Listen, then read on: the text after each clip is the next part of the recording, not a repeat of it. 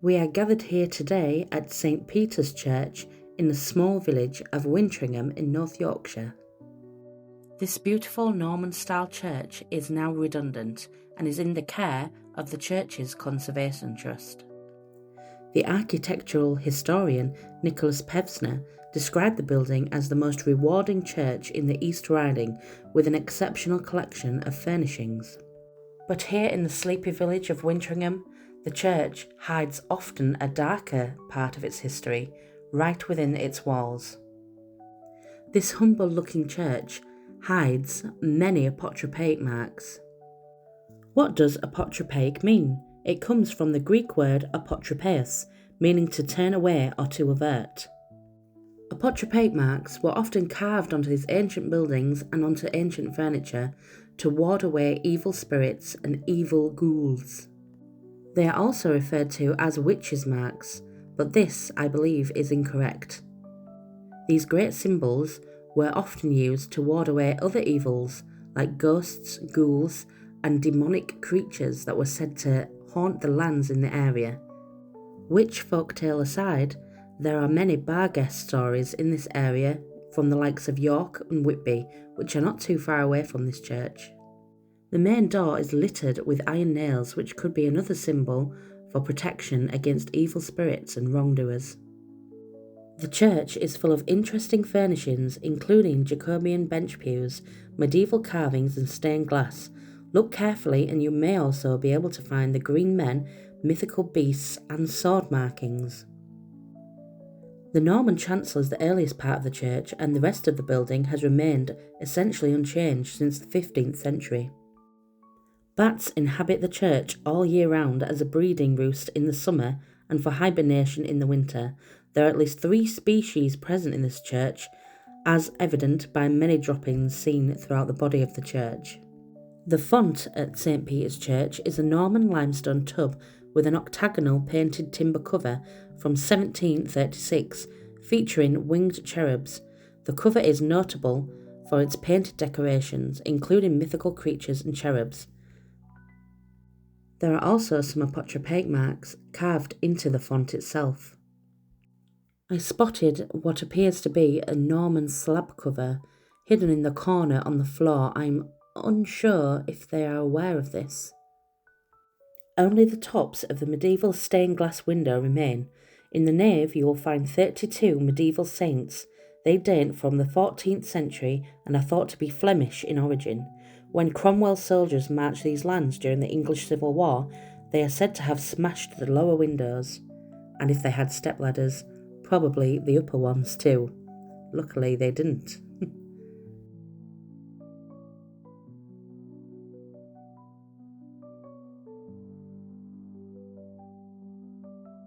The door to the 15th century tower is unfortunately locked, but we can see some evidence of apotropaic marks surrounding the door. To me, there is what looks like a lighthouse etched onto the wall, along with some crosses as well. There is a poem from 1723 upon the west end of the wall.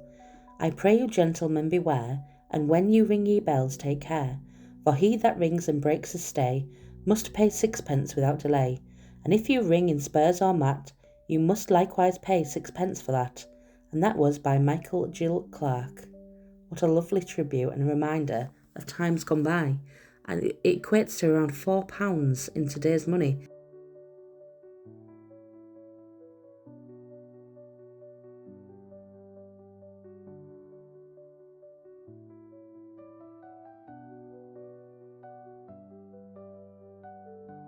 In the west window I also spotted what I believe to be another apotropaic mark. It can be referred to as the Dagaz rune, which translates to day or dawn and symbolises light, awakening and clarity, often used as protection. Maybe this was another way to keep out any wrongdoing spirits or evil witches. This is my 3rd visit to this church, and I've actually never spotted this before, so I was thrilled to have found this. This symbol pops up regularly throughout the church, as you will see later on, especially on the Jacobean furniture.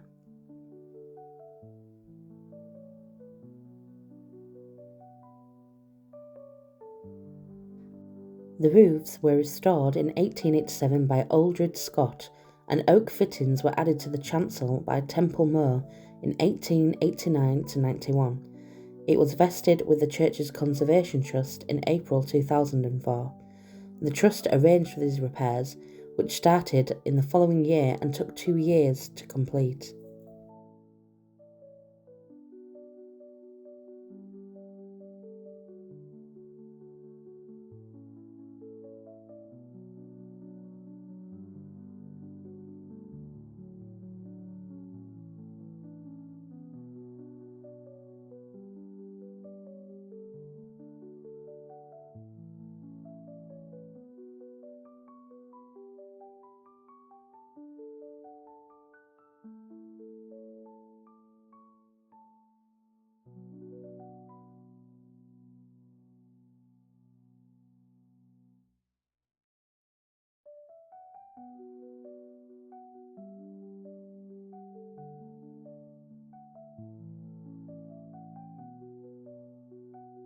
The church is also home to a 19th century wagon coffin, which is a style of coffin where the lid is shaped like a small overturned wagon.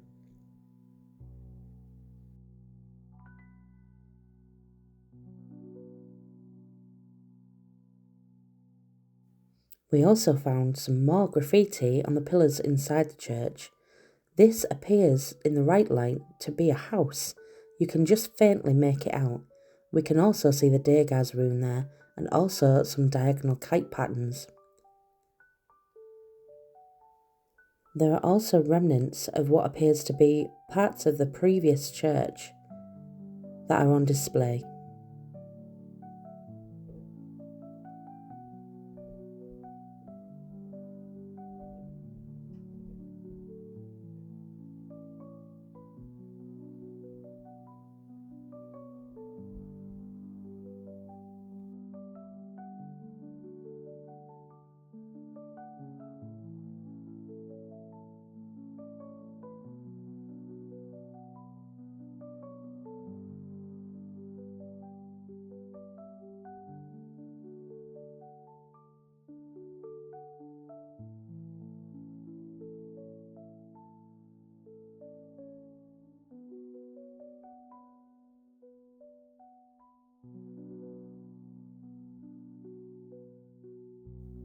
The woodwork inside this church is simply amazing. You can see high up in the roof. There are also many hidden faces and what I believe to be pagan references here to the Green Man. There are plenty of foliage, cheeky little faces looking down to remind you that the spirit is always watching. There are also a few with tongues out, and I think those could be a way of scaring off any wrongdoing, evil spirits that may be lurking inside the church. I tried my best to capture as many of these as I could in what was very poor lighting.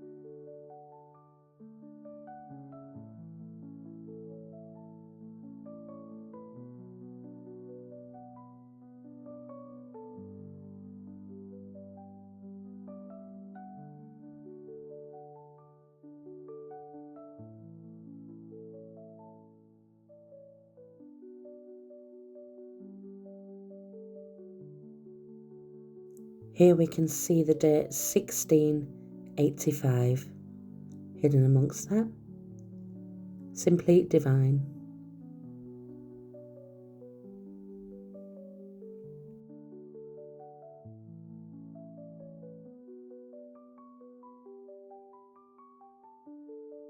Here we have a verse from Genesis 28:17, the King James Bible, and he was afraid and said, "How dreadful is this place! This is none other but the house of God, and this is the gate of heaven. How lovely. The features on this wooden furniture are just spectacular. Again, hidden faces with references to the Green Man, pagan origins. And there we have the face of an angel, I believe.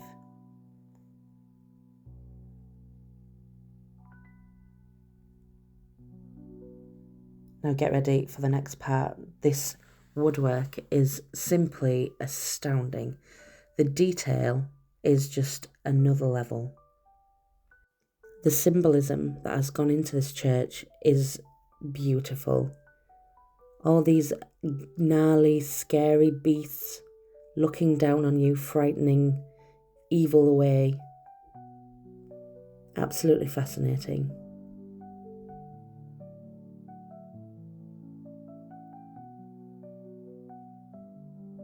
We have a beautiful griffin there.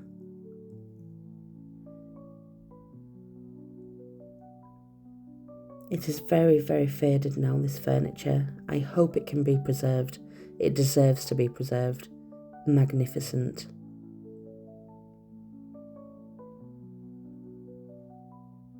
Here we have the Green Man, I believe.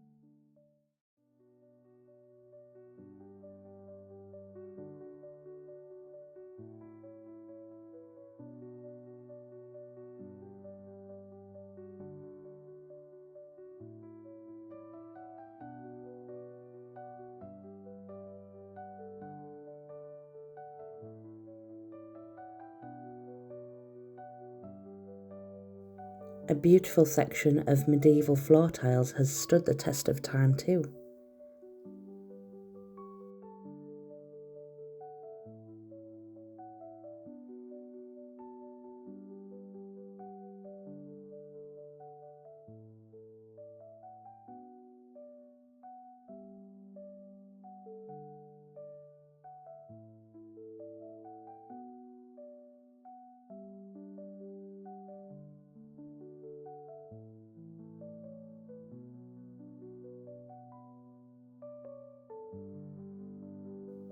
Here we have an excellent example of a hexafoil daisy wheel inside the building.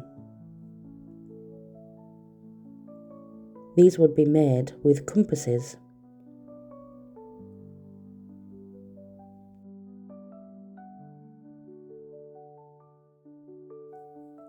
We can see a very worn example on the furniture too, along with some intentional burn marks where they would scrape away at the ashes and take them home with them in the hopes that the spirit of the church would protect them.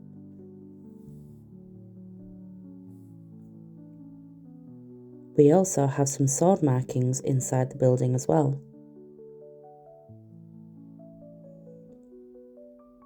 Along with some Marian marks, the Ave Maria, and some scraped initials too. The H marks I see quite regularly in the churches. I think they're to invoke the Holy Spirit for protection.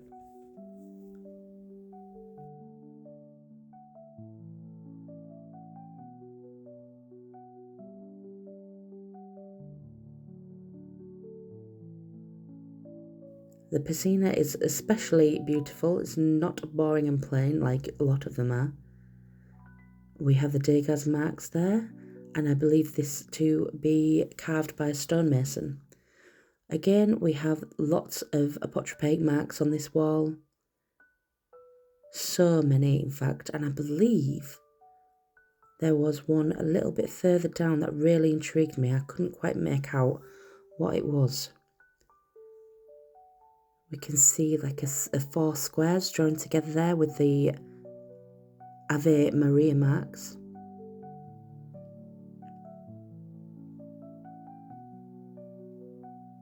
a fascinating snippet in time.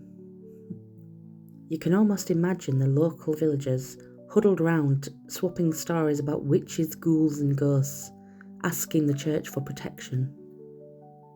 Another fascinating symbol, I haven't quite figured out what that is yet. Absolutely thrilling church. It's my top 3 churches in Rydale. So if you are in the area, please go and see this church. Another mark, I'm not quite sure what that could be. It could be a masonry mark. We have the VV, the Ave Maria Marian marks.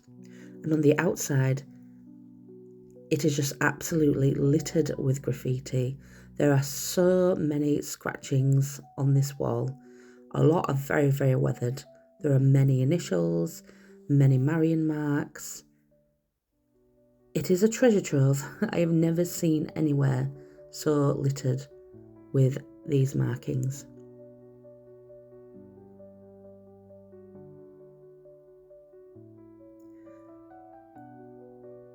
A mastile, I believe, on the wall there.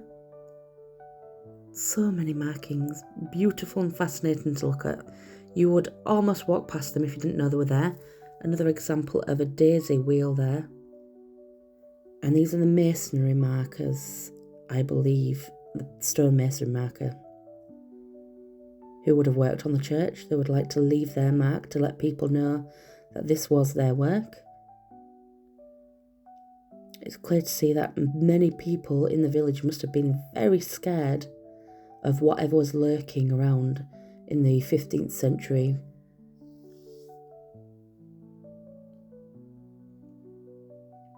Beautiful, beautiful setting, so peaceful.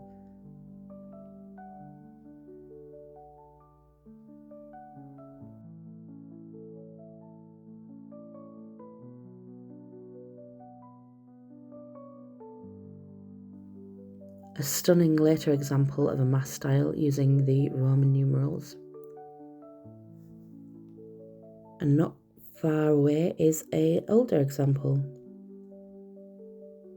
Very faint there, you can see. And there's some more X marks, which I think are masonry marks.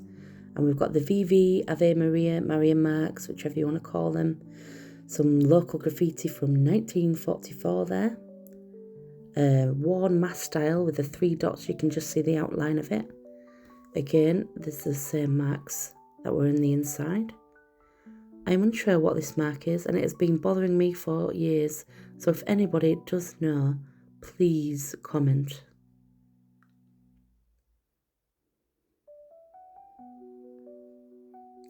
A very, very small mastile.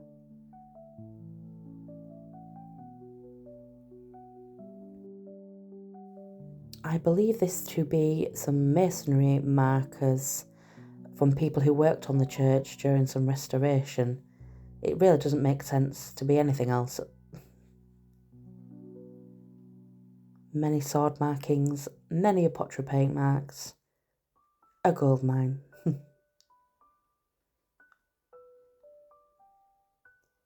We have a cross there with some initials next to it, invoking the spirit for protection. Another worn mastile.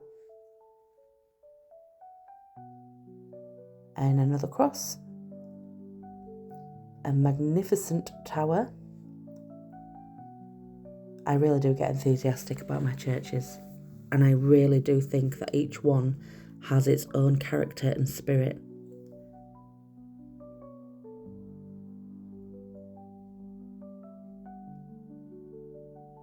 These great places would have been the central hub for the whole village, the whole community. If those walls could talk, and I wish they would.